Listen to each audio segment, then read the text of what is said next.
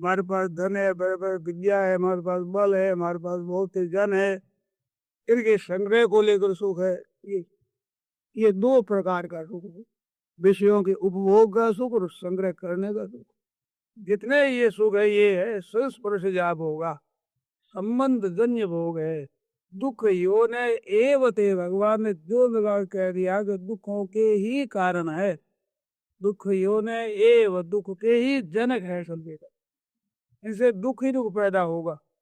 और आदि अंत वाले ये प्रत्यक्ष अनुभव है, इन सुख का आदि होता और अंत होता, ये भी सबके अनुभव की बात। न तेसु रमते बुध, बुध तेसु न रमते, विवेक ही उनमें रमण नहीं करता। मानो विवेक थोड़ा जागृत हो जाए, थोड़ा सा विचार शक्ति को काम में ले, विचार शक्ति का असर हो जाए तो विचार होगा भाई नाशवान सुख से कितना दिन काम चलाएंगे। हम तो रहे अविनाशी, बाल्यपन से, बाल्यावस्था से आज दिन तक मैं तो वही हूँ, और ये परिस्थितियां सब बदलती है। तो बदलने वाली परिस्थितियों से हमें शांति कैसे मिलेगी? स्थायी रहने वाले को स्थायी सुख मिले बिना कैसे संतोष होना चाहिए? तो वो स्थायी परमात्मा है, शास्त्रों से संत महात्माओं से सुनते वो परमात्मा है, उसमें आनंद ही आनंद है, दुख का नाम निशान ही नहीं है।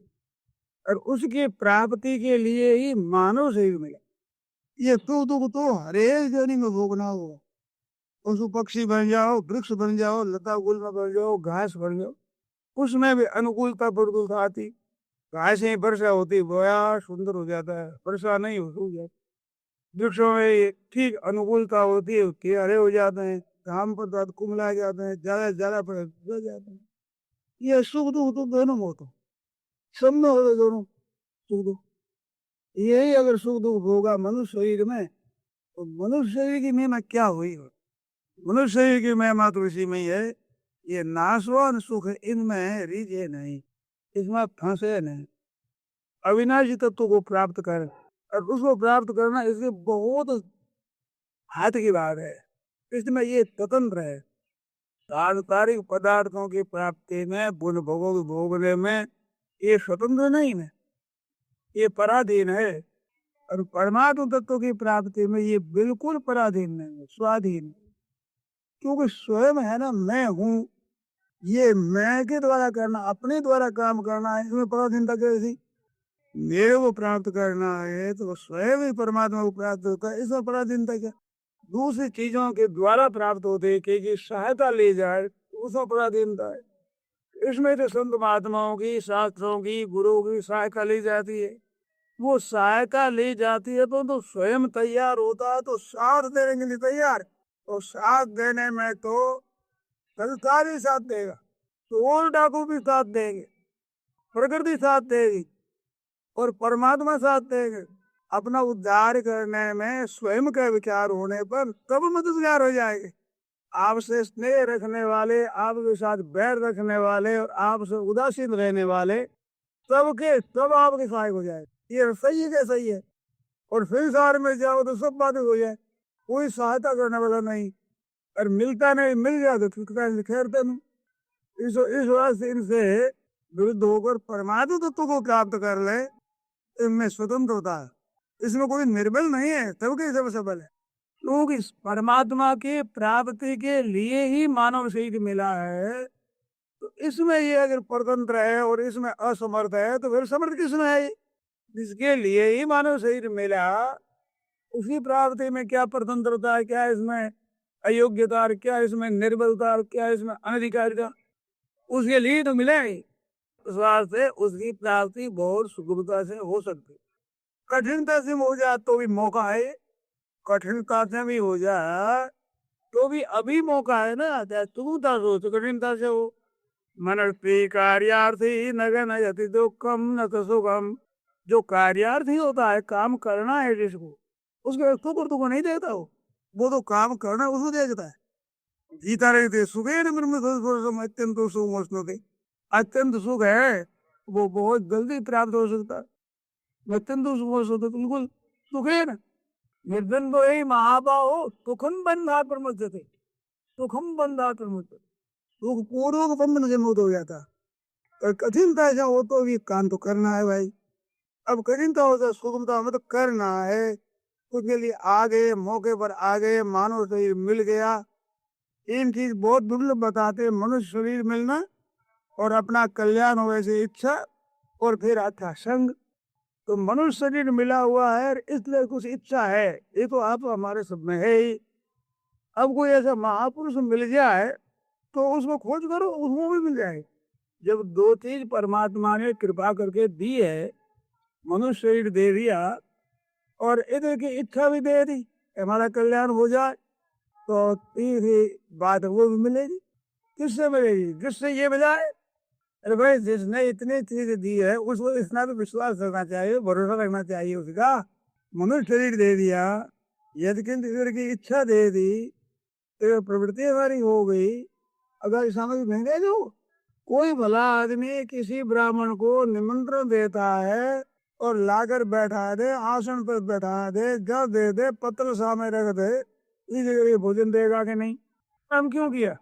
अगर न देना होता तो इतना करता ही नहीं, तो देना है तभी तो किया है। ऐसे अगर हमारे को तत्व की प्राप्ति न होनी होती तो मनुष्य से क्या मिलता? तो मिलता, बताओ किस लिए मिलता? यानी कर्म करके 84 लक्ष योनि की और नरकों की तैयारी कर, इसके लिए मिला। कबू करी कर्मा निर्देयी, भगवान कृपा कर शरीर देते हैं, तो क्या उसका नतीजा ये है कि अगर इन महान दुखों की तैयारी कर ले, इसके लिए मनुष्य शरीर दिया जाए जो सर्व सुविगम सर्वभूता नाम। और कबू की करी करुणा, कृपा करके मनुष्य शरीर देते हैं, उसका तात्पर्य क्या है? ये सदा के लिए ये दुखों से छूट जाए और महान आनंद को प्राप्त कर ले, इस वास्ते भगवान ने मौका दिया है। तो जब भगवान ने ही मौका दिया है था और हमारे को पता भी लग गया, भगवद गीता जैसे ग्रंथों का हमें पता लग गया, पारमार्थिक उन्नति वास्तव मनुष्य का कर्तव्य है, जीव का ऊंचे से ऊंचा यही काम है, यही करना है ही, ये दूसरे पे भरोसे रखना नहीं है, इसमें देरी करनी नहीं है। गीता जैसे अनित्यम असुखम लोकम एवं प्राप्य भजे समाम, अनित्यम असुखम एवं प्राप्य माम भजे। देरी मत करो, अनित्य है, पता नहीं कब चले जाए प्राण। गर्भ में आता तब से लेकर 100 वर्षों की अवस्था तक कभी मर जाए, किसी वर्ष में, किसी महीने में, किसी दिन, किसी घड़ी में मर जाए, कुछ पता नहीं। ऐसा जोखिम का काम, और ये असली काम है, अभी करना है। और ये बाकी रह गया तो कौन करेगा? संसार के काम बाकी रह जाए दूसरा ही कोई कर लेगा। इस वास्ते भजन तो माँ में जल्दी करो भैया, एक भगवान का ही भजन करो, उसको पुकारो, और कुछ भी समझ में नहीं आवे तो उसको पुकारो, हे नाथ हम क्या करें, कहाँ जावे, किस से करे, तो उपाय मिलेगा। और शास्त्र हमारे सामने है, आपस में हम चर्चा करें तो इसके लिए खूब चर्चा कर सकते हैं, इस विषय में खोज करें तो हम खोज कर सकते हैं। ऐसा मौका मिला है और ये हाथों से निकल जाएगा। इस वास्ते इमं प्राप्त भजस्व माम, भगवान कहते इसको प्राप्त कर लिया तो अब मेरा भजन करो। ऐसा एक मौका है भाई, बड़ा सुंदर मौका मिला हुआ। इस वास्ते ऐसे मौका खोना नहीं चाहिए। सो पर तो पावई श्री धुन को देता है, ऐसा मौका अगर खो देगा तो पश्चाताप करना पड़ा, रोना पड़ेगा, और फिर रोने का फायदा कुछ नहीं होगा। फिर रोने से क्या हो? अब पछताए क्या हो, चूक गई थी, समय चूक, फिर कहा पछताने, तो क्या होगा? अभी मौका है बड़ा सुंदर, अनित्य महासुगम लोग भजस्व।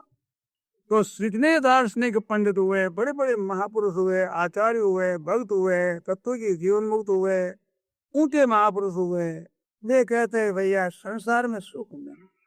उन्होंने कह दिया त्याग त्याग सब छाड़िया माया से खा रहा हो, हमने देख लिया भैया, इस संसार का नमूना हमने देख लिया, अंत में इसे नुकसान के सिवाय कुछ तो मिलने का नहीं है, धोखा होगा।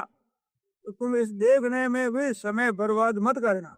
हम कहें कि इसलिए तुम अपना काम कर लो, नहीं तो भैया बड़ी मुश्किल होगी, बहुत मुश्किल हो, कर्मों का तू जाएगा, हाथों से चला जाएगा। अरे बहुत से चला गया, इतना समय चला गया, अगर चेत कर दे तो आज हमारी ये दशा नहीं रहती। और अब भी चेत करो, गई सो कभी और आख रही रे, जो गई सो गई। अब जितना समय बच गया है उस समय से भगवान ने लगा दो, अनित्य मार सुगम लोगम प्राण भजे सोमा। और ये बीच में है, इधर संसार है, इधर परमात्मा है, इतना ही जा सकता है, संसार की ओर जा सकता है परमात्मा की ओर। और संसार की ओर जाना चाहता है, 84 लाख जोड़ी उधर जा रही है, नार की उधर जा रहे हैं, स्वर्ग की उधर जा रहे हैं, सब लोग के प्राण उधर जा रहे हैं। ये मानव के लिए ही विशेषता से ये बात बताई गई है। ये मौका ही अभी है। इस वास्ते अनित्यम असुखम लघुम प्राप्त भजे सोमा मन मना भव मत भक्तो मत ज्यादि मान महात्मान सत्ता हृदय से परमात्मा की तरफ लग जाओ, पुकारो। सीधी बात है, कलयुग है, नाम का जप और उसका ध्यान और प्रार्थना। नारायण नारायण नारायण नारायण नारायण, ये बात। चेतावनी संबंधी प्रवचन परम पूज्य स्वामी जी महाराज द्वारा आज दिनांक 20 मई सन 1979 को उषा काल में गीता भवन नंबर 3 में दिया गया।